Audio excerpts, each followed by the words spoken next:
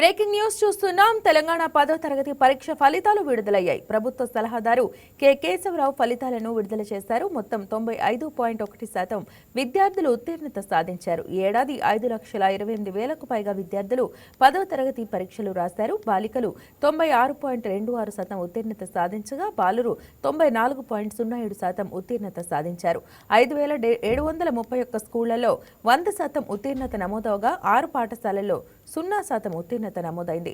పరీక్షల్లో ఉత్తీర్ణులైన విద్యార్థులకు ప్రభుత్వ సలహాదారు కెకే శుభాకాంక్షలు తెలిపారు. అలాగే పాస్ అవని స్టూడెంట్స్ క్షణికావేశంలో కఠిన నిర్ణయాలు తీసుకోవద్దని, సప్లిమెంటరీకి మరింత సన్నద్ధమై పరీక్షలు రాసి పాస్ అవ్వాలని కోరారు.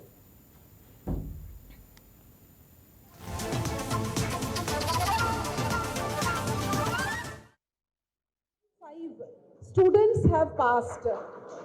Last year it was 92.78 and this year 95.15 పిల్లలు పాస్ అయ్యారు.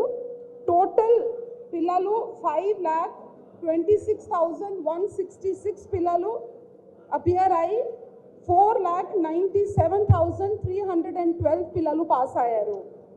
పోయిన సంవత్సరం లాగా ఈ సంవత్సరం మళ్ళీ girls are the best. 96.26 pass percentage among girls and 94.07 pass percentage among boys. Ide vidhanga there are more than 5,731 schools akkada note ki note శాతం పిల్లలు పాస్ అయ్యారు. దాంట్లో మాత్రమే ఒక 6 స్కూల్స్ ప్రైవేట్ స్కూల్స్ ఉన్నాయి, అక్కడ ఒక్క పిల్లవాడు కూడా పాస్ కాలేదు.